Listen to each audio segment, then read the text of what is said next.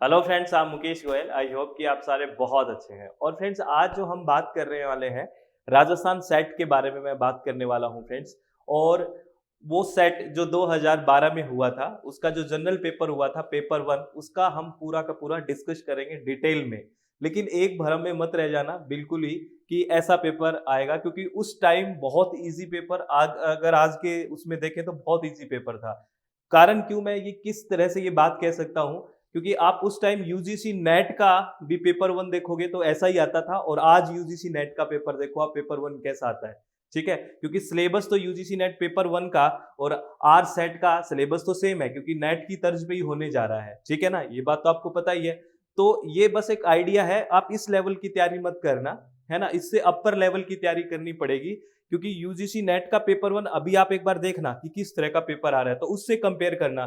2012 का UGC net का paper one भी इसी लेवल का आता था, और सेट का भी इसी लेवल का आता था। और अब यूजीसी नेट तो रेगुलर हो रहा है, तो अब पेपर देखना कैसा है, पेपर वन। और अब आपका सेट के उस लेवल का पेपर आएगा। ठीक है, तो प्लीज वो पेपर तो मैं पूरा डिस्कस कर देता हूँ, 2012 में आया था। लेकिन कहाँ कहाँ बहुत ज्यादा अपडेट हुआ है, उसके बारे में हम बात करेंगे फ्रेंड्स। बहुत अपडेट है चीजें, बहुत ज्यादा, क्योंकि आप मानते ही हो इस बात को और समझते भी हो कि 9 साल में कितनी चीजें चेंज हुई है, किस तरह से कंपटीशन बढ़े हैं। तो यूजीसी नेट के साथ इसकी तुलना कीजिए कि 2012 में कैसा होता था यूजीसी नेट का पेपर वन, वैसा ही जैसा ये सेट का हुआ था वैसा ही होता था। और आज देखिए उस पेपर वन का लेवल क्या है। तो प्लीज ये बहुत अच्छा स्कोरिंग रहेगा, अच्छे से तैयारी करनी है, चित्त को शांत करके, मन को रिलैक्स करके। तो मैं पूरा डिटेल आपको बता देता हूँ यूजीसी नेट, सॉरी, ये जो आर सेट का 2012 में पेपर हुआ था, उसका पूरा डिटेल मैं आपको बताता हूँ कि कैसा क्वेश्चन आया था। विद आंसर हम कोशिश करते हैं पूरा समझने की, लेकिन फिर मैं बता देता हूँ कि लेवल आगे जो पेपर आएगा उसका लेवल बहुत अच्छा होगा। ठीक है, और इस पेपर में 60 क्वेश्चन थे। ठीक है, जिसमें से 50 करने थे, लेकिन अब ऐसा नहीं है, 50 क्वेश्चन आएंगे और 50 के 50 करने होंगे। न्यू नोटिफिकेशन के अकॉर्डिंग यही बातें होनी है। ठीक है ना फ्रेंड्स, तो बिल्कुल आराम से चीजों को समझना है और चित्त को रिलैक्स रखना है, शांति से। ठीक है, ये पूरा का पूरा पेपर जो हुआ था इसको हम डिस्कस करेंगे फ्रेंड्स। ठीक है, कि क्या क्या क्वेश्चंस आए थे वो बात करेंगे। चलो, अब शांति से चीजों को समझना है। और इससे पहले मैं आपको एक इन्फॉर्मेशन, एक सूचना दे देता हूं कि प्ले स्टोर में अपनी ऐप है जिसका नाम है SWMG, success with Mukesh Goyal. इस पे हम यूजीसी नेट का पेपर वन और जो सेट का पेपर वन है, राजस्थान सेट का, वो बिल्कुल अच्छे से आराम से कंसेप्ट वाइज करेंगे। बिल्कुल हिंदी माध्यम में होगा और इंग्लिश दोनों मीडियम में चलता है, कोई दिक्कत नहीं है। अगर आप विलिंग है तो ज्वाइन कर सकते हैं। रजिस्टर नाउ पे क्लिक करोगे ना, SWMG डाउनलोड करना प्ले स्टोर पे, रजिस्टर नाउ पे क्लिक करोगे तो सारी इंफॉर्मेशन भर के आप कोर्स ज्वाइन कर सकते हैं। और कोई दिक्कत आती है तो इस नंबर पे आप कम्युनिकेट कर सकते हैं फ्रेंड्स। ठीक है ना, चलो, बहुत बहुत धन्यवाद। और क्वेश्चन देखते हैं और आगे बात करते हैं। All the very best. चलो, ये देखो, ये क्वेश्चन देखो फ्रेंड्स, आपको ये पर्सन दिख रहा होगा स्क्रीन पे। इतना इजी पर्सन अब नहीं आएगा। ठीक है, क्या है, शिक्षक बनने के आप किस कथन से अधिक सहमत है, आपसे ये पूछा है। कोई रोजगार नहीं मिलना, नहीं, इस तरह से तो आ ही नहीं सकता। आराम के लिए नहीं आ सकता। अधिक धन प्राप्त करने के लिए नहीं, ये तो सब नेगेटिव बातें हैं। समाज में अधिक सम्मान प्राप्त करने के लिए, बिल्कुल ठीक है। किस कथन से अधिक महत्व है, सहमत है कि समाज में सबसे ज्यादा अधिक सम्मान प्राप्त हो आपको, इसीलिए। तो बिल्कुल राइट आंसर 4 आ गया था। तो इस तरह के क्वेश्चन अब नहीं आएंगे। ये टीचिंग एप्टीट्यूड का क्वेश्चन है, शिक्षण अभिवृत्ति का। ठीक है ना, शिक्षण अभिवृत्ति का। तो अब तो बहुत चीजें इसमें जुड़ चुकी है फ्रेंड्स, है ना। कौन कौन से फेजेज होती है टीचिंग की, ये आ चुका है। ठीक है ना, कौन कौन से फेजेज आ चुकी है, ये आ चुका है। किस तरह के स्तर हो चुके हैं टीचिंग के, स्मृति स्तर क्या है, अवबोध स्तर क्या है, चिंतनशील स्तर क्या है, टीचिंग के मेथड्स आ चुके हैं। ठीक है ना, व्याख्यान पद्धति क्या है, डेमोन्स्ट्रेशन प्रदर्शन विधि क्या है, बहुत एडवांस हो चुकी है। इवैल्यूएशन मूल्यांकन पद्धति आ चुकी है कि फॉर्मेटिव इवैल्यूएशन, निर्माणात्मक मूल्यांकन क्या है, समेटिव संकलनात्मक मूल्यांकन क्या है। ठीक है ना, क्राइटेरिया रेफरेंस्ड क्या है, नॉर्म रेफरेंस्ड क्या है, इप्सेटिव क्या है, गुणात्मक मूल्यांकन क्या है, मात्रात्मक मूल्यांकन क्या है। बहुत सारी बातें ऐड हो चुकी है। ये तो 2012 की बातें हैं, अब बहुत ऐड हो चुका है फ्रेंड्स। ठीक है, चलो नेक्स्ट क्वेश्चन आपको मैं दिखाता हूं। नेक्स्ट क्वेश्चन क्या कह रहा है, a teacher true friend is, अध्यापक का सच्चा मित्र कौन सा है। तो अब आप देखते ही आंसर कर दोगे फ्रेंड्स। बिल्कुल, बुक्स है ना, पुस्तकें हैं, इसमें तो कोई दो राय नहीं है। तो इतना इजी, 2012 की बात है, अब की नहीं है। मैं बार बार कह रहा हूं फ्रेंड्स, क्योंकि हम क्या है, किसी भी एग्जाम को कैसे तैयार करते हैं कि प्रीवियस ईयर का पेपर देख के तैयार करते हैं, और ये बात ठीक भी है, ऐसे करना चाहिए। लेकिन हमें ये भी देखना चाहिए कि एग्जाम कितने सालों बाद हो रहा है, ठीक है। तो अब उसका कंपेयर बहुत चीजें बदल चुकी है, प्लीज अवेयर रहना इस बात से। और ये क्वेश्चन ड्रॉप कर दिया गया था फ्रेंड्स, इस क्वेश्चन को ड्रॉप किया था आरपीएससी ने उस टाइम, क्योंकि ये कोई क्वेश्चन ही नहीं है कि आप अपने बच्चों के लिए कौन सी नौकरी पसंद करेंगे, ऐसा थोड़ी होता है। जो बच्चा है अपने इंटरेस्ट के अकॉर्डिंग जाएगा, तो इस तरह के क्वेश्चन को ड्रॉप कर दिया गया था, यूजीसी ने सॉरी आरपीएससी ने ड्रॉप कर दिया था इस क्वेश्चन को, ठीक है। नेक्स्ट क्वेश्चन क्या है, टीचर्स आर, अध्यापक होते हैं, तो इसमें देखना हार्ड वर्किंग है ना, या फिर अगर आलसी की बात करें, लालची की बात करेंगे, गुस्से वाला, तो कैसा होता है, पॉजिटिव आंसर देना है, जो सकारात्मक उत्तर है वो देना है, तो प्रेशर नहीं बोलेंगे हम, तो इसमें क्या नेगेटिव बात बोलेंगे, ठीक है ना। तो इतना इजी है उस टाइम के लिए, और उस टाइम ये भी टफ लगता होगा 2012 की बात करें तो। और ये question, I shall be able to attain the objective of literacy if I sell teaching, मैं साक्षर करने के उद्देश्य को प्राप्त कर सकूंगा यदि मैं अध्यापन करूं, इस क्वेश्चन को भी ड्रॉप कर दिया था। कहीं भी अध्यापन करो, ऐसा थोड़ी है कि मैं सिर्फ ग्रामीण क्षेत्र में करूंगा तभी चीजें सीख होगी, या फिर मैं रूरल में, अर्बन में करूंगा, प्राइवेट में, तो इसको भी ड्रॉप कर दिया था आरपीएससी ने, इसको भी ड्रॉप आउट कर दिया था, इसके मार्क्स दे दिए गए थे, ठीक है। चलो, तो ये क्वेश्चन भी ड्रॉप था। अगला क्वेश्चन क्या है, शिक्षा में सुधार लाने में किसका योगदान अधिक होता है, ठीक है। कौन सा, समाज का, योग्य अध्यापक का, शिक्षा विभाग का, या योग्य प्रशासक का। तो आपको ही पता है शिक्षा में सुधार कौन लाएगा, जो एबल टीचर होगा, योग्य अध्यापक होगा, वही तो लेके आएगा, है ना। तो बिल्कुल स्ट्रेट फॉरवर्ड आंसर है, बिल्कुल स्ट्रेट फॉरवर्ड, ये टीचिंग एप्टीट्यूड के, शिक्षण अभिवृत्ति के। लेकिन अगर आज देखें तो आज इनका लेवल बहुत हाई हो चुका है इन क्वेश्चंस का। अगर ये जानना हो तो यूजीसी नेट का टीचिंग एप्टीट्यूड करके देखना, क्योंकि अब यूजीसी नेट की तर्ज पे होने वाली बातें हैं फ्रेंड्स, ठीक है। और ये क्वेश्चन भी ड्रॉप कर दिया गया था, इसको भी हम ड्रॉप है, ये आरपीएससी ने ड्रॉप किया था कि अच्छे अध्यापन के लिए आप किस स्कूल का चयन करेंगे, तो ये भी ड्रॉप कर दिया गया था, आरपीएससी ने इसको ड्रॉप किया क्वेश्चन को। नेक्स्ट क्वेश्चन क्या है, अगला प्रश्न है, विद्यालय के परीक्षा परिणाम के सुधार के लिए आप मूल्यांकन करेंगे। ये क्वेश्चन थोड़ा आज के लेवल का है, ये क्वेश्चन थोड़ा अच्छा है, ठीक है ना, क्योंकि ये इवैल्यूएशन मूल्यांकन से है। तो कह रहा है कि अगर परीक्षा का परिणाम में सुधार करना है आपको, तो किस तरह का मूल्यांकन करेंगे, तो हम करेंगे सतत मूल्यांकन, लगातार, कंटिन्यूस। क्योंकि लगातार मूल्यांकन हम करेंगे ना फ्रेंड्स, जिसको हम, अभी एक शब्द है फॉर्मेटिव इवैल्यूएशन, निर्माणात्मक मूल्यांकन, जिसको कंटिन्यूस या सतत भी बोलते हैं।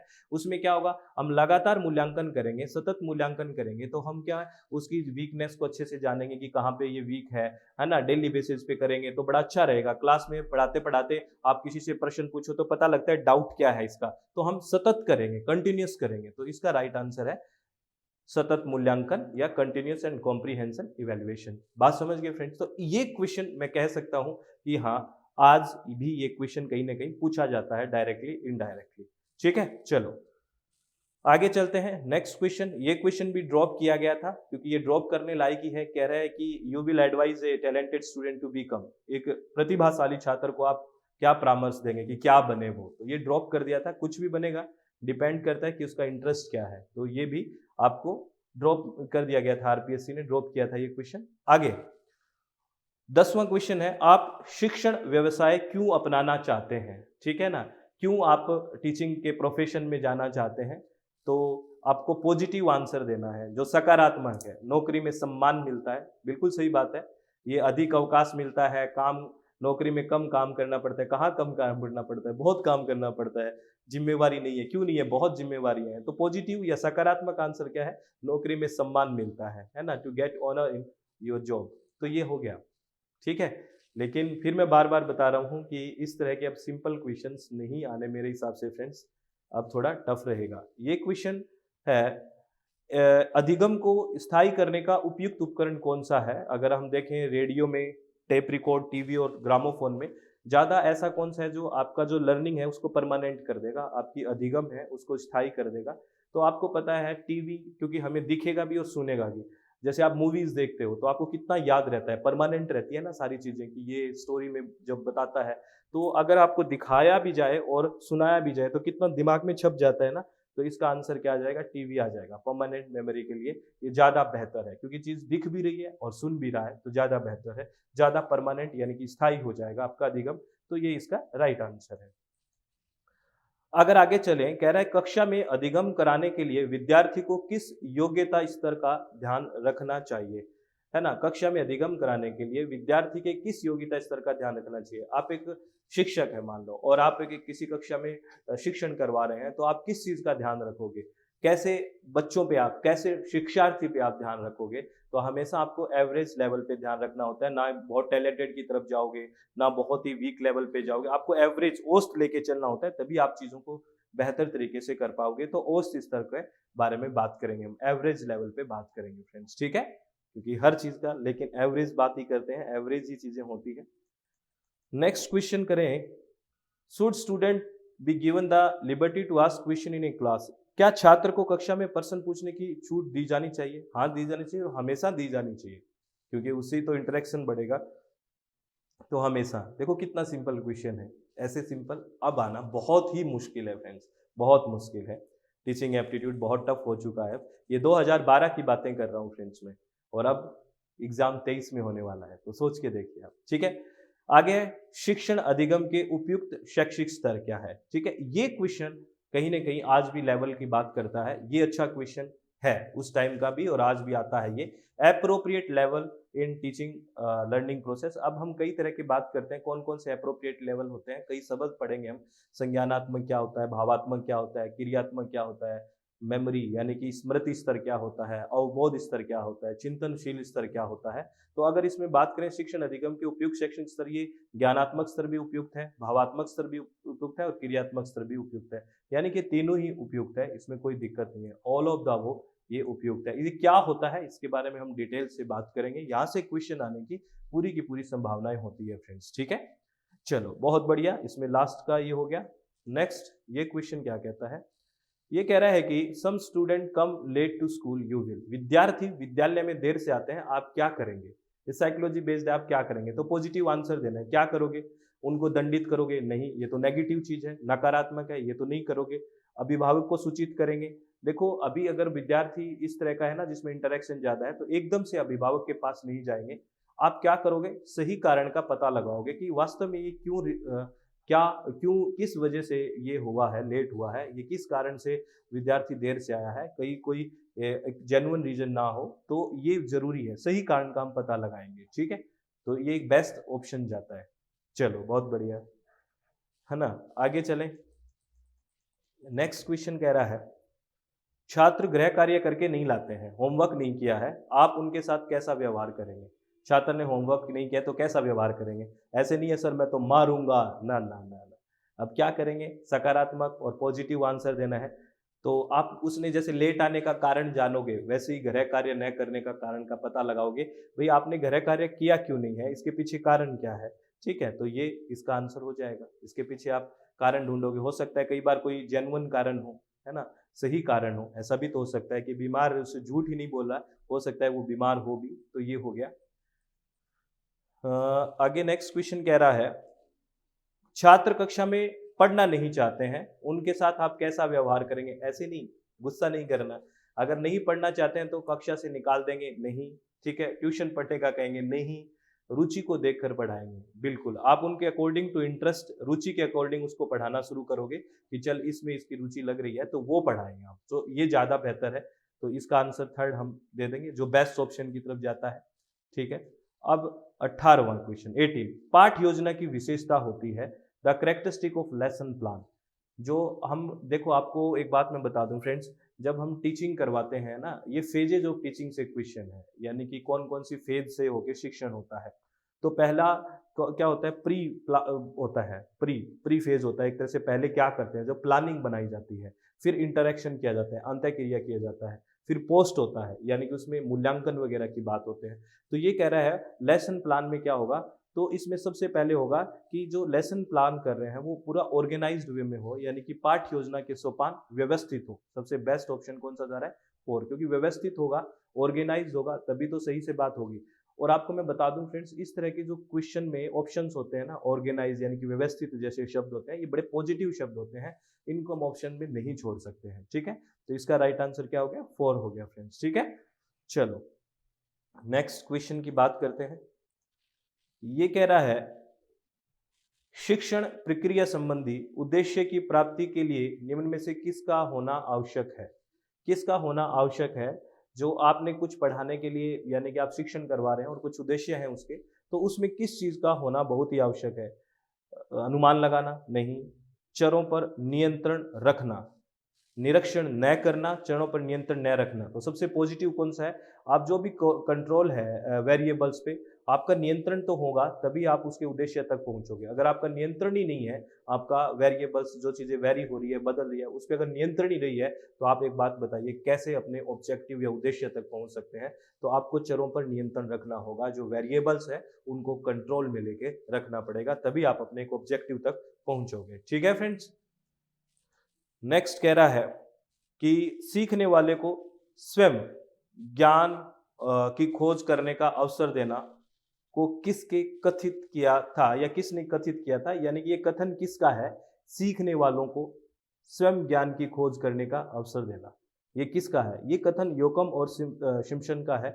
इसका तो ये तो हमें पता ही होना चाहिए बस। और अब फ्रेंड्स बहुत सारी चीज़ें आ चुकी है, जैसे स्किनर के बारे में भी बहुत सारी बातें पूछ लेते हैं, ठीक है ना? जीन प्याजे के बारे में भी बहुत सारी बातें पूछ लेते हैं, ब्रेनफॉर्मिंग के बारे में भी बहुत सारी बातें पूछ लेते हैं। इस तरह के स्टेटमेंट्स के बारे में बहुत सारी बातें आने लग गई है ना? अब तो ये भी पूछते हैं कि थ्योरी के बारे में, सिद्धांत के बारे में पूछते हैं कि ये सिद्धांत किसने दिया, ये सिद्धांत किसने दिया? तो ये चीज़ें अब बहुत बेहतर हो चुकी है, ठीक है? उसके अकॉर्डिंग ये पेपर में ये एक अच्छा क्वेश्चन कह सकते हैं कि उन्होंने नाम पूछा है इस टाइम, ठीक है ना? चलो, next question. The method in which student learn on his own pace, छात्र अपनी गति के अनुकूल अधिगम करता है, वह विधि कौन सी है? ये जो क्वेश्चन है, ये जो प्रश्न है, ये अच्छा प्रश्न है, आज के दौर का कह सकते हैं, क्योंकि ये मेथड से है ये क्वेश्चन। डेमोन्स्ट्रेशन मेथड, प्रदर्शन विधि, प्ले वे मेथड, खेल विधि, लेक्चर मेथड, इसको व्याख्यान या भाषण विधि कहते हैं, और प्रोग्राम इंस्ट्रक्शन मेथड होता है जो अभिकर्मित अनुदेश विधि होता है। ये बहुत सारे मेथड आजकल और भी जुड़ चुके हैं, बहुत सारे हैं। असाइनमेंट मेथड क्या है, ह्यूरिस्टिक मेथड क्या है, इस तरह की बहुत सारी चीजें आ चुकी है। तो आगमनात्मक पद्धति क्या है, निगमनात्मक पद्धति क्या है, डिडक्टिव और इंडक्टिव जिसको बोलते हैं, तो बहुत सारे मेथड्स की बात होती है। तो इसमें कह रहा है कि ऐसे कौन सा है जिसमें स्टूडेंट अपनी गति से सीखता है, ऐसा कौन सा मेथड है? जो प्रोग्राम इंस्ट्रक्शन मेथड होता है ना, कहने का मतलब आपने कोई चीज है बिल्कुल प्रोग्राम फिक्स करके दे दिया कि ले इसको देख ले, तो वो अपनी गति के अनुसार देख लेगा। लेकिन जो लेक्चर वगैरह है, ये है, इसमें तो अकॉर्डिंग टू सामने वाले के भी चलना पड़ेगा। लेकिन जो अभिकर्मित और अनुदेशन विधि है, इसमें आप अपने अकॉर्डिंग पेस, अपनी उससे पढ़ सकता है स्टूडेंट, है ना? अपनी पेस से पढ़ सकता है फ्रेंड्स, है ना? क्योंकि इसमें प्रोग्राम में जैसे सीडी में आपको कोई मैटर डाल के दे दिया कि आप देख लीजिए, तो अकॉर्डिंग टू योर पेस आप देख लोगे, अपनी गति के अकॉर्डिंग आप आगे चलोगे। अगला प्रश्न क्या कहता है फ्रेंड्स, ये भी मेथड से है। कह रहा है कोई पाठ को बाल केंद्रित विधि से अधिगम करने की विधि कौन सी है? यानी कि ऐसा कौन सा मेथड है जो चाइल्ड सेंटर्ड होगा? यानी कि देखो कई तरह के होते हैं, एक तो होता है टीचर सेंटर्ड, यानी कि जो शिक्षक होता है वो केंद्र बिंदु होता है, यानी कि शिक्षक को ही मेन रोल अदा करता है, ऐसी पद्धति होती है। जैसे व्याख्यान पद्धति है, उसमें शिक्षक मेन रोल अदा करता है, क्योंकि शिक्षक बोलेगा आपको सुनना पड़ेगा, आप बिल्कुल उसमें वो कुछ नहीं कर सकते। और इसमें भी बहुत सारे अब क्वेश्चंस पूछने लगे, पैसिव यानी कि निष्क्रिय अधिगमकर्ता क्या होता है, एक्टिव यानी कि सक्रिय अधिगमकर्ता क्या होता है, इस तरह के। तो ये कह रहा है कि ऐसी कौन सी है जो चाइल्ड सेंटर्ड है। तो अब अगर हम बात करें ना चाइल्ड सेंटर्ड, तो चाइल्ड सेंटर्ड है प्रॉब्लम सॉल्विंग मेथड, समस्या समाधान विधि। इसमें क्या होता है फ्रेंड्स, इसमें हम बच्चे को क्या दिया कि समस्या दे दी, भाई तू समाधान करके लेके आ, तो वो गलतियां करेगा सीखेगा, वो गलतियां करेगा सीखेगा। तो इससे क्या है, अहम रोल किसका आ रहा है? चाइल्ड है ना, केंद्र बिंदु में कौन है? बच्चा अब केंद्र बिंदु में है ना, ठीक है ना। तो अब न्यू एजुकेशन पॉलिसी में ये अप्रोच है, तो अब नई एजुकेशन पॉलिसी से भी आपसे क्वेश्चन पूछेंगे। दो आपको पता है ना, एक तो अभी 3 एजुकेशन पॉलिसी आ चुकी है, 68 में आई, फिर 1986 में आई, और 1992 में इसी में थोड़ा सा संशोधन हुआ, तो इसको सेपरेट एजुकेशन पॉलिसी नहीं बोलेंगे। फिर नेशनल एजुकेशन पॉलिसी अभी आई 2020 में, तो इसमें होलिस्टिक डेवलपमेंट की बात की है, संपूर्ण विकास के बारे में बात की है फ्रेंड्स। तो इसमें से बहुत अच्छे प्रॉब्लम सॉल्विंग मेथड, इसमें बहुत अप्रोच लगा रहे हैं कि स्टूडेंट को सेंटर में, जैसे चॉइस बेस्ड क्रेडिट सिस्टम लेके आ रहे हैं, चॉइस बेस्ड क्रेडिट सिस्टम, तो इसके बारे में भी क्वेश्चन अब आते हैं, ठीक है। तो प्रॉब्लम सॉल्विंग मेथड इसमें आ जाएगा, समस्या समाधान विधि। आगे चलते हैं फ्रेंड्स नेक्स्ट क्वेश्चन की तरफ। नेक्स्ट क्वेश्चन कह रहा है छात्रों को अपनी प्राकृतिक और सामाजिक परिवेश में से परिचित कैसे किया जा सकता है, आपसे पूछा है। तो हमें पता है म्यूजियम में, संग्रहालय में जाएंगे तो अपनी प्राकृतिक और सामाजिक परिवेश को वो अच्छे से जान पाएंगे, क्योंकि इसमें पुरानी चीजें ही होती है। संग्रहालय में अच्छे से देखेंगे, अच्छे से चीजों को सीखेंगे फ्रेंड्स। ठीक है, तो इसका राइट आंसर क्या हो गया? संग्रहालय हो गया। इसमें तो कोई डाउट नहीं है, बिल्कुल बेसिक बातें हैं ये तो। लेकिन अब बातें बहुत टफ आने वाली है फ्रेंड्स, मैं बीच में बार बार याद करवा रहा हूँ, क्योंकि इसको आप बेस मान के, ऐसे नहीं है कि मैं तैयारी कर लूँ सेट की। अब बहुत चीजें एडवांस हो चुकी है, और वो एडवांस चीजें देखनी हो तो यूजीसी नेट का फर्स्ट पेपर कंपेयर कर लेना एक बार, आपको पता लग जाएगा। ठीक है, किस विषय के प्रश्न पत्र को किसी विषय के प्रश्न पत्र को संतुलित बनाने के लिए प्रयोग में क्या लेते हैं? तो उसमें एक ब्लूप्रिंट लेते हैं, है ना। ब्लूप्रिंट के बारे में हम डिटेल से बात करेंगे। नील पत्र होता है, उसको हम यूज करते हैं किसी भी विषय के प्रश्न पत्र को अगर संतुलित बनाना है या संतुलित बनाना है तो। ठीक है, चलो, ब्लूप्रिंट नाम तो सुना ही होगा आपने। ठीक है, ये जो 25 नंबर क्वेश्चन है, ये बड़ा अच्छा क्वेश्चन है फ्रेंड्स, बहुत अच्छा क्वेश्चन है। ये कह रहा है द वस्तुनिष्ठ जो परीक्षण प्रणाली है उसके प्रवर्तक कौन है? जो आप ऑब्जेक्टिव टाइप एग्जामिनेशन देख रहे हो ना, ये इसके पायनियर कौन है, ये किसकी वजह से आया, या प्रवर्तक कौन है? तो इनके जो प्रवर्तक है, ये क्वेश्चन अच्छा है, अभी भी आ सकता है। ये है जे.एस. राइस। कौन है? जे.एस. राइस जी हैं, इनके जो प्रवर्तक रहे हैं। ठीक है, ये आपको ध्यान रखना है फ्रेंड्स। ये क्वेश्चन थोड़ा आज अच्छा है, मान सकते हैं इस क्वेश्चन को फ्रेंड्स। अब ये क्वेश्चन रिसर्च एप्टीट्यूड से है, शोध अभिवृत्ति जो आपके सिलेबस में है। The committee which approve research proposal, शोध की रूपरेखा की संतुति करने वाली समिति कौन सी है, आपसे ये से पूछा है। तो इसमें कौन सी है? इसमें आरडीसी है, रिसर्च डिग्री कमेटी है। ये आरडीसी क्या है? रिसर्च डिग्री कमेटी है, यही करती है। ठीक है ना। और इसके बारे में अभी आपको रिसर्च एप्टीट्यूड अगर की बात करो ना, शोध अभिवृत्ति की, तो बहुत चीजें हैं।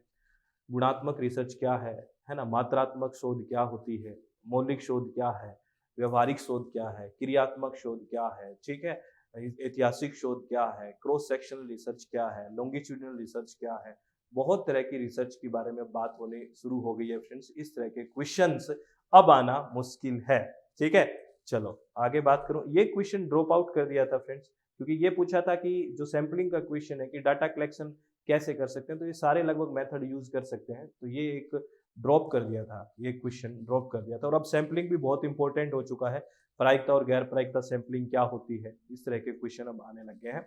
और ये क्वेश्चन की मैं बात करूं ना कि अम्लीय वर्षा का कारण क्या है, तो ये क्वेश्चन तो अभी भी आता है। ये पीपल डेवलपमेंट एंड एनवायरमेंट, लोग पर्यावरण और विकास की यूनिट है आपकी, उसमें से आ रहा है। तो ये क्वेश्चन तो अभी भी आता है, SO2 और NO2 की वजह से होता है। ठीक है ना, क्योंकि पानी क्या करता है, H2O बोलते हैं पानी को, है ना। H2O अगर SO2 के साथ क्रिया करता है तो क्या बना लेता है, H2SO4 बना देता है, जिसको हम सल्फ्यूरिक अम्ल बोलते हैं। और NO2 के साथ जब क्रिया करता है H2O, तो क्या बना लेता है, HNO3 बना लेता है, जिसको नाइट्रिक एसिड बोलते हैं। और इसी की वजह से अम्लीय वर्षा होती है। कैसी वर्षा होती है? एसिड रेन या अम्लीय वर्षा होती है। इसीलिए बोला जाता है फ्रेंड्स, आपने अगर सुना हो कि हमें पहली वर्षा में नहीं नहाना चाहिए, क्योंकि वो अम्लीय वर्षा होगी। अपने कई बार अलाइयाँ वगैरह हो जाती थी ना, तो ऐसे बयान निकाल के बोलते थे कि नहा लो, तो हमें कितना वो जलन सी होती थी। वो अम्लीय वर्षा बेसिकली, है ना, अम्लीय वर्षा होती है। ठीक है ना। और इसी से आपको पता है जो मार्बल वगैरह है वो खराब हो रहा है। और ताजमहल का जिक्र भी यहाँ पे सुनते हो कि अम्लीय वर्षा की वजह से कलर चेंज हो गया है। ये स्टैचू वगैरह का कलर चेंज कर देता है, रंग। ठीक है, चलो फ्रेंड्स आगे चलते हैं। हाँ, अब शांति से चीज़ों को सुनते रहना। हाँ फ्रेंड्स, ये एक इन्फॉर्मेशन मैं फिर दे देता हूँ कि यूजीसी नेट का जो पेपर 1 है और सेट का जो आर सेट का पेपर 1 है, इसकी हम तैयारी कर रहे हैं। लाइव सेशन भी होते हैं, अगर लाइव कोई स्टूडेंट नहीं देख पाते तो रिकॉर्डेड सेशन भी देख सकता है। तो पेपर 1 और पेपर 2 अगर किसी का इन्वायरमेंटल साइंस है ना, EVS है, तो उसका भी हम तैयारी कर रहे हैं। अगर आप विलिंग है तो ज्वाइन कर सकते हैं। अपनी प्ले स्टोर में ऐप है जिसका नाम है SWMG, success with Mukesh Goyal के नाम से SWMG नाम से ऐप है, उसको रजिस्टर कर सकते हैं। और अगर कोई फर्दर डिटेल जाननी हो तो इस नंबर पे आप व्हाट्सअप करके फर्दर डिटेल जान सकते हैं या कॉल करके। ठीक है, चलो आगे बात करते हैं फ्रेंड्स। ये क्वेश्चन क्या कह रहे हैं, कौन ओजोन परत को सबसे अधिक नुकसान करता है? इन ऑप्शंस में से देना है कि कौन सी ऐसी पोल्यूटेंट या प्रदूषक है जो ओजोन परत को सबसे ज्यादा इनमें से नुकसान कर रहा है। वैसे तो आपको पता है ओजोन परत CFC वगैरह क्लोरोफ्लोरोकार्बन से, है ना, वो क्या होती है, डिप्लीट होती है, ओजोन परत का क्षरण होता है। लेकिन अगर इनमें से छांटना हो हमें तो इसमें सबसे ज्यादा बेकार है कार्बन मोनोऑक्साइड। इसकी वजह से ओजोन परत है वो क्षरित हो रही है, कार्बन मोनोऑक्साइड। ठीक है, चलो बहुत बढ़िया, ये तो डायरेक्ट क्वेश्चन है फ्रेंड। आगे है किसकी वजह से वायुमंडल प्रदूषण नहीं होता? तो इतना इजी क्वेश्चन अब पूछना बहुत मुश्किल है। उस दौर की बात अलग थी। अब आपको पता है ऑक्सीजन से वायु प्रदूषण थोड़ी होता है। अगर ऑक्सीजन तो अच्छी चीज है आपके लिए ना, श्वास ले रहे हो, ठीक है, तो इसकी वजह से वायु प्रदूषण थोड़ी हो रहा है। चलो आगे। ये कह रहा है कि सर्वप्रथम संप्रेषण का सिद्धांत किसने प्रतिपादित किया था? ये आपकी कम्युनिकेशन की यूनिट है संप्रेषण की, उससे क्वेश्चन है। ये क्वेश्चन भी हम ठीक कह सकते हैं क्योंकि सबसे पहले थ्योरी ऑफ कम्युनिकेशन किसके द्वारा दी गई, ये पूछ सकते हैं। तो सबसे पहले अरस्तु के द्वारा दी गई है, सबसे पहले, ठीक है, अरिस्टोटल जी के द्वारा दी गई है। इसमें आपको कोई दो राय नहीं, ये क्वेश्चन आने की संभावना हो सकती है। और ये मैथमेटिकल रीजनिंग है हल्की, ये माने तो थोड़ा लेवल ऐसा ही है मैथमेटिकल रीजनिंग का, बहुत टफ नहीं है।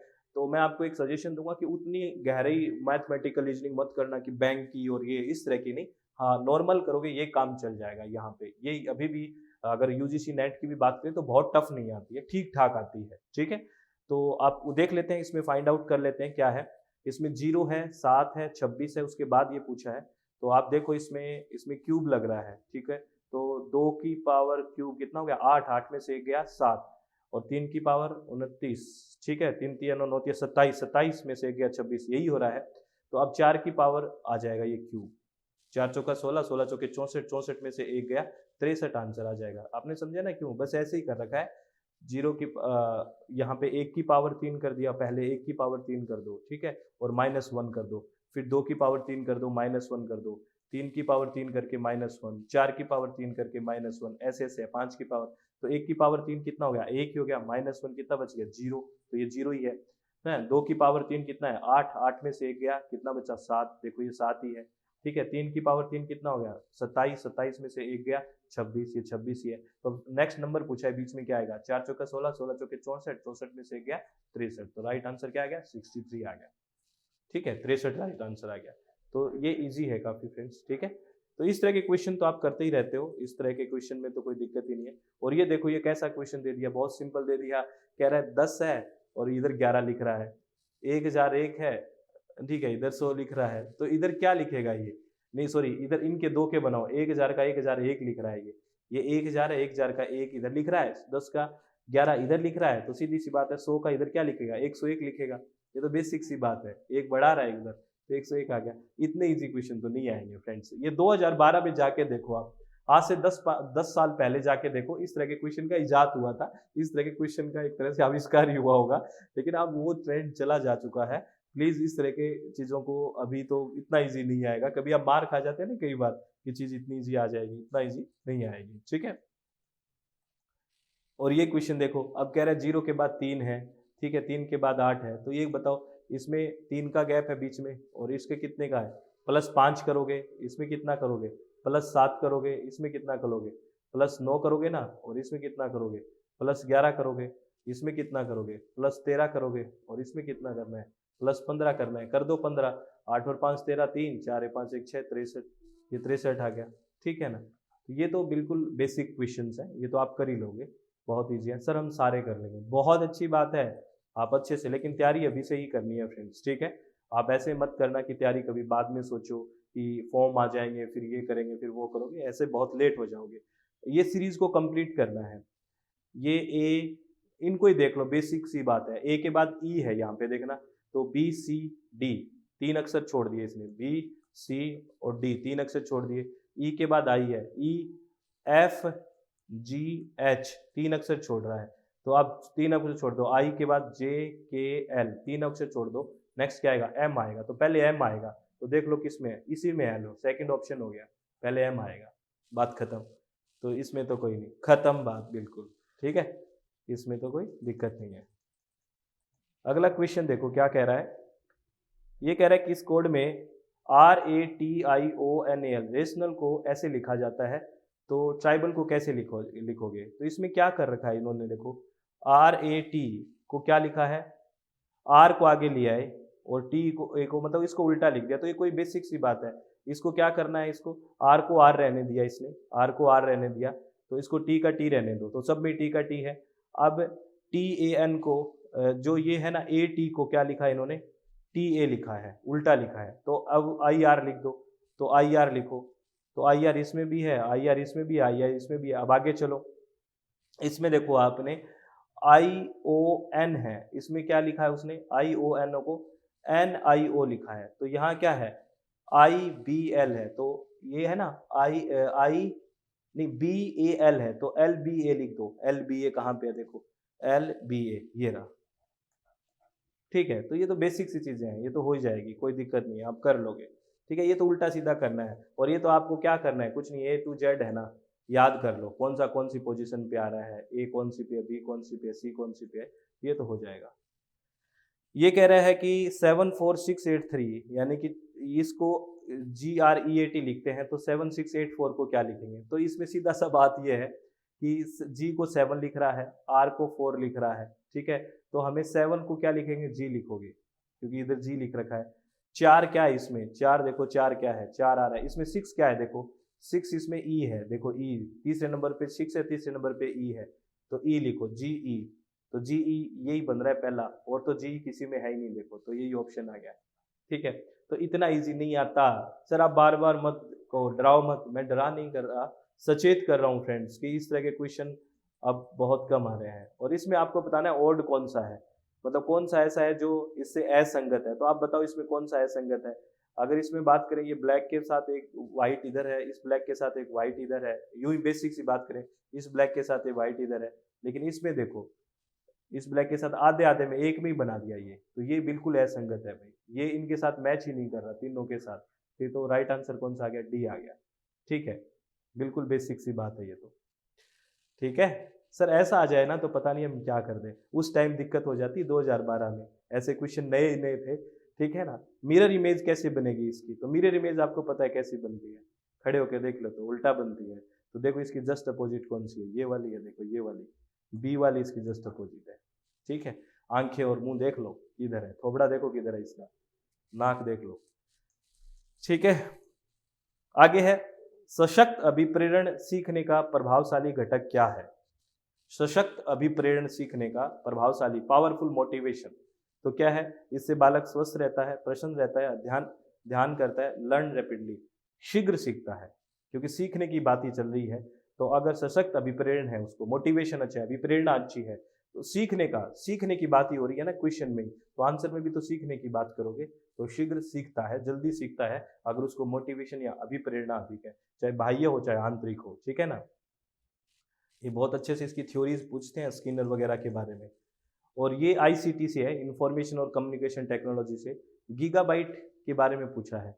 तो आपको पता है ना, हम बात करते हैं शुरू से छोटे छोटे यूनिट्स को लेके, बिट से nibble, byte, kilobyte, megabyte, gigabyte, terabyte, तो आपको गीगाबाइट की बात पूछी है, तो वो होता है 1000 MBPS होता है इथरनेट ना, 1000 MBPS, 1000 हम आगे कुछ वैल्यू और लेते हैं, वो क्यों लेते हैं, किसकी पावर होती है, ये सारी बातें हमें करनी होती है, ठीक है। तो इसमें राइट आंसर पहला चला जाएगा, ठीक है फ्रेंड्स। आगे है, domain name INT is given for, generic domain नाम है, INT किसके लिए। अब डोमेन नाम क्या होता है, ये सारी बातें अब बहुत लेवल की हो चुकी है। बेसिकली एक URL होता है, URL हम करते हैं ना, जैसे मैं एक लिखूं, जैसे www.swmg.in ऐसे लिखते हैं, और आपने देखा होगा कोई भी HTTPS भी लिखाता है शुरू में, ऐसे आता है, ठीक है। तो ये प्रोटोकॉल होता है, ये सब डोमेन होता है, ये डोमेन नेम होता है, और ये TLD होता है, टॉप लेवल डोमेन होता है। IN के लिए क्या है, इंडिया है, ठीक है ना। .edu के लिए एजुकेशन है, .com के लिए कमर्शियल है, वैसे ENT के लिए, INT के लिए पूछा है, तो ये अंतर्राष्ट्रीय संस्थानों के लिए होता है, इंटरनेशनल ऑर्गेनाइजेशंस के लिए होता है, बस ये बेसिक सा क्वेश्चन है। और यहाँ से अभी भी क्वेश्चन पूछे जाते हैं, लेकिन थोड़ा सा लेवल बदल चुका है कि HTTPS की फुल फॉर्म क्या होती है, हाइपर टेक्स्ट ट्रांसफर प्रोटोकॉल वगैरह क्या चीज़ होती है, सिक्योर है ना, ये सारी बातें आप, थोड़ा सा लेवल बन चुका है। रैम क्या होती है, रैंडम एक्सेस मेमोरी, रोम कौन सी क्या होती है, रीड ओनली मेमोरी, कौन सी इसमें परमानेंट होती है, कौन सी इसमें टेम्परेरी होती है, कौन सी वोलेटाइल नॉन वोलेटाइल क्या होती है, ये बहुत ही इंपॉर्टेंट क्वेश्चंस यहाँ से बनने शुरू हो गए हैं फ्रेंड्स, ठीक है। अगले चले, SMTP प्रोटोकॉल किस में काम आता है। SMTP बेसिकली अगर बात करेंगे ना, जो इंटरनेट चलाने के लिए सॉफ्टवेयर और हार्डवेयर का यूज होता है, तो सॉफ्टवेयर जो कौन सा है, SMTP क्या काम आता है, जब ईमेल भेजते हैं ना, हम ईमेल भेजते हैं तब काम आता है। इसमें बहुत डिटेल से बात करते हैं, और ईमेल से और भी क्वेश्चन आने लग गया है कि टू क्या होता है, CC कार्बन कॉपी कैसे यूज होती है, ठीक है ना, carbon copy, BCC blind carbon copy कैसे यूज होता है, ये बहुत से ऐसे ऐसे क्वेश्चन आने लग गए हैं फ्रेंड्स। ठीक है, तो अब इतना बेसिक क्वेश्चन मुश्किल होता है थोड़ा। ठीक है, चलो नेक्स्ट आगे बात करते हैं फ्रेंड्स। मोडेम मोडेम लगाते हैं ना जब इंटरनेट जड़ते हैं, इंटरनेट चलाते हैं, आपने देखा होगा मोडेम चला लगाते हैं। तो मोडेम क्या काम आता है, मोडेम क्या करता है, तो आपको पता है मोडेम सिग्नल वगैरह में बदलने का काम करता है। तो ये मॉड्यूलेट डीमॉड्यूलेट करता है ना, मॉड्यूलेशन डीमॉड्यूलेशन करता है। इसको डिटेल में पढ़ने की जरूरत है, अभी तो आपको बस एक इस पेपर के बारे में बात ही कर रहे हैं कि ऐसा पेपर आया था। लेकिन ये क्वेश्चन ठीक है, इस क्वेश्चन को हम मान सकते हैं आईसीटी से अभी भी इस तरह का क्वेश्चन पूछा जा सकता है। राउटर की अब थोड़ा एडवांस कर लिया कि राउटर हब के बारे में भी पूछ लेते हैं, स्विच के बारे में पूछ लेते हैं, क्या है ब्रिज के बारे में भी पूछ लेते हैं। इस तरह के क्वेश्चंस थोड़े हाई लेवल बन चुके हैं। रिपीटर क्या होता है ये भी पूछ लेते हैं। तो यहाँ मॉडेम का मतलब है मॉड्यूलेशन डीमॉड्यूल। यहाँ एक चीज याद रखना, मॉडेम हमेशा आईएसपी से जुड़ता है। आईएसपी की फुल फॉर्म भी यूजीसी नेट में पूछी थी, इंटरनेट सर्विस प्रोवाइडर से। किससे? इंटरनेट सर्विस प्रोवाइडर से जुड़ता है, इंटरनेट सर्विस प्रोवाइडर से। ठीक है, ये थोड़ा सा आप ध्यान रखना फ्रेंड्स। आगे बात करें फ्रेंड्स, वेबसाइट का कौन सा गुण है जो एक सामान्य सॉफ्टवेयर से अलग है? ऐसा कौन सा गुण है वेबसाइट का जो नॉर्मल जो सॉफ्टवेयर होते हैं उससे अलग है? एक्चुअली में जो सॉफ्टवेयर जो वेबसाइट है वो एक पे कंटिन्यूसली इवॉल्व होते रहते हैं, निरंतर उत्पन्न होती रहती है, और वो ऐसा सॉफ्टवेयर में नहीं होता है नॉर्मल सॉफ्टवेयर में। तो इसका राइट आंसर कौन सा जाएगा? थर्ड जाएगा। ठीक है, और यहाँ पे भी बहुत अच्छे क्वेश्चंस बारे में बात करनी है हमें। सॉफ्टवेयर कौन कौन से होते हैं, एप्लीकेशन सॉफ्टवेयर यानी कि अनुप्रयोग सॉफ्टवेयर कौन से होते हैं, सिस्टम सॉफ्टवेयर कौन से होते हैं, है ना, यूटिलाइज सॉफ्टवेयर कौन से होते हैं, इस तरह की बातें अब होने लग गई है फ्रेंड्स। ठीक है, चलो आगे बात करते हैं। ये क्वेश्चन अच्छा है क्योंकि ये जो कीबोर्ड से एक सांप्रतिक निवेश करना उदाहरण किसका है, तो ये क्वेश्चन आपसे पूछा जाता है। तुल्यकालिक और अतुल्यकालिक से क्वेश्चन आता है, ये अभी भी आता है ये आईसीटी में। सिंक्रोनस यानी कि तुल्यकालिक, एसिंक्रोनस अतुल्यकालिक। यानी कि अगर आप किसी चीज को लाइव इंस्टेंट रिप्लाई करते हो वो तो होता है तुल्यकालिक, एकदम से क्षणिक, एकदम तत्क्षण मैसेज कर देते हो तो वो होता है तुल्यकालिक। लेकिन आप चीज को रिकॉर्डेड बाद में कुछ करते हो तो वो होता है अतुल्यकालिक। तो इसमें ये पूछा कि कीबोर्ड है वो क्या है, तो आपको पता है कीबोर्ड से हम अंदर कंप्यूटर में कुछ डाटा फीड करते हैं, वो वन डायरेक्शन एक दिशा में होता है, हम दे रहे हैं। तो ये बेसिकली क्या होता है? अतुल्यकालिक संचरण होता है, और ये बहुत डिटेल में पढ़ने वाली बात है फ्रेंड्स। और यहाँ से अच्छे अच्छे क्वेश्चन आता है। और यूजीसी नेट अगर मैं बात करूँ फर्स्ट पेपर में हर बार कोई ना कोई यहाँ से क्वेश्चन पूछता है कि ये किसका एग्जाम्पल है, ये किसका है। तो इस चीज को हमें डिटेल से करनी है, उस टाइम का ये बेहतरीन क्वेश्चन मान सकते हैं। ये क्वेश्चन अभी भी आता है फ्रेंड्स। ठीक है, और ये तो आपको पता ही, आगे बताना है कौन सा होगा, बहुत बेसिक क्वेश्चन है। किसान के साथ हल है तो लेखक के साथ क्या होगा? अपना पेन होगा फ्रेंड्स, इसमें तो कोई बात ही नहीं है। ठीक है, ये तो आप बिल्कुल फटाक से देखते ही कर दोगे। अब शेर का बच्चा कब है? लायन का बच्चा। तो डक का बच्चा क्या है? डकलिंग है, इसमें तो कोई बात ही नहीं है। तो बेसिक बात है। ये क्वेश्चन है कि इसमें कितने त्रिभुज है, आरएएस में भी बहुत पूछे जाते हैं ऐसे क्वेश्चन ना। तो ये क्वेश्चन ड्रॉप कर दिया था भाई, इस क्वेश्चन का कोई आंसर नहीं माना, ड्रॉप कर दिया था ये क्वेश्चन कि कितने इसमें कितने त्रिभुज हैं। और ये क्वेश्चन तो आप कर लोगे ना फ्रेंड्स, क्या है? कुछ नहीं, बस इसको क्या है, MANTEL को MAN को N आगे लेके आया है, फिर A यहाँ लेके आया, A यहीं। अब आप कमेंट बॉक्स में बता देना प्लीज, ये तो बहुत बेसिक चीजें हैं कि क्या आंसर होगा इसका। एक तो कमेंट बॉक्स में बता दो, मैंने 50 के बता दिए। ठीक है बता दोगे ना? चलो बता दूंगा सर, बता देंगे। ठीक है, और ये क्वेश्चन है, ये क्वेश्चन थोड़ा अच्छा है, रीजनिंग लगाइए। और इस तरह के क्वेश्चन पूछे जा सकते हैं, अभी ज्यादा सिंपल ही मानो वैसे तो। ये कह रहा है कौन सा छात्र अधिकतम विषय पढ़ता है, आपसे ये पूछा है। तो इधर कुछ इसमें डाटा दिया हुआ है। तो एल कोई छात्र है वो भौतिक विज्ञान भी पढ़ रहा है, अंग्रेजी भी पढ़ रहा है और रसायन विज्ञान भी पढ़ता है। और एल एक चीज और पढ़ रहा है, देखो कितने, जीव विज्ञान और संस्कृत और पढ़ रहा है। तो इसमें तो सबसे ज्यादा विषय पढ़ने वाला हमें एक ही लग रहा है, वो भी एल है। कितने कितने सब्जेक्ट पढ़ रहे हैं देखो, 1 2 3 4 5 सब्जेक्ट अकेला एल पढ़ रहा है, और बाकी के तो और सब्जेक्ट कम ही पढ़ रहे हैं इससे। तो एल आ जाएगा इसका। कौन सबसे ज्यादा अधिकतम जो विषय पढ़ रहा है वो एल पढ़ रहा है, इसमें इसमें कोई दिक्कत नहीं है। ठीक है ना, एल सबसे ज्यादा विषय पढ़ रहा है। दूसरा है कौन सा विषय केवल एक ही छात्र द्वारा पढ़ा जा रहा है। ऐसा इसमें से कौन सा विषय है जो केवल एक ही छात्र द्वारा पढ़ा जा रहा है? तो ऐसा देखो कौन सा विषय है, फिजिक्स यहाँ है, यानी कि भौतिक विज्ञान पढ़े तो यहीं पे है। और भौतिक विज्ञान देखो कहीं पे भी नहीं है, तो भौतिक विज्ञान अकेला एक ही छात्र पढ़ रहा है। तो फिजिक्स या भौतिकी एक ऐसा सब्जेक्ट है, एक ऐसा विषय जिसको एक ही बच्चा पढ़ रहा है और वो भी एल पढ़ रहा है, और देखो कहीं पे भी नहीं है। ठीक है, तो इसका राइट आंसर एल आ गया। आगे चले,